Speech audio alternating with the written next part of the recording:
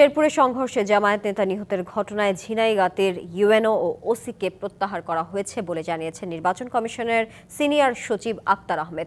বিকেলে রাজধানীর আগারগাঁওয়ে নির্বাচন ভবনে সংবাদ সম্মেলনে এই তথ্য জানান তিনি। বলেন, প্রতিদ্বন্দ্বী প্রার্থীদের বিষয়ে রিটার্নিং অফিসারের অভিযোগ অনুযায়ী ব্যবস্থা নেওয়া হবে। প্রার্থীরা রঙিন ব্যানার নয়, সাদা কালো ব্যানার ব্যবহার করতে পারবেন। জানান, যুক্তরাষ্ট্র সরকারের পক্ষ থেকে কোনো পর্যবেক্ষক না থাকলেও দূতাবাস থেকে নির্বাচন পর্যবেক্ষক করবেন তারা। সাংবাদিকদের প্রশ্নের জবাবে আক্তার আহমেদ জানান, সাংবাদিকদের কার্ড ইসি থেকে দেওয়ার সিদ্ধান্ত নেওয়া হয়েছে। রিটার্নিং অফিসার এবং অ্যাডজুডিকেশন কমিটি যদি আমাদেরকে বলে যে তাদের সুপারিশ থাকে, তাহলে কমিশন সেটা বিবেচনা করবে। আমরা রিটার্নিং অফিসার এবং অ্যাডজুডিকেশন কমিটির কাছ থেকে রিপোর্ট চেয়েছি। লেট দ্য রিপোর্টস কাম, তারপরে আমরা এই ব্যাপারে আপনাদেরকে ফার্দার আপডেট দিব। বিদেশ থেকে দেশে রেমিটেন্সের টাকা আসে নিরাপদে। তাই আজই আপনার আপনজনকে বলে রাখুন, রেমিটেন্সের টাকা যেন শুধু নগদেই পাঠায়।